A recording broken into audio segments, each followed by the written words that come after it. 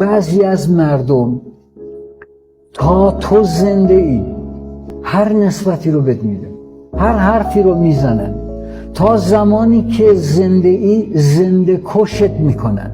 وقتی هم که مردی در نهایت شکوه و عظمت و جلال و جبروت جنازه تو رو تشییع میکنن. وقتی که میگه در حیرتم از مرام این مردم پست، این طایفه زنده کش مرده پرست، تا هست به ذلت بکشندش به جفا، تا مرد به عزت ببرندش سر دست.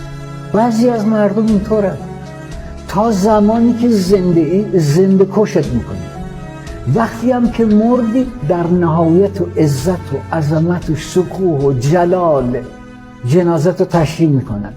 این رسم روزگاره.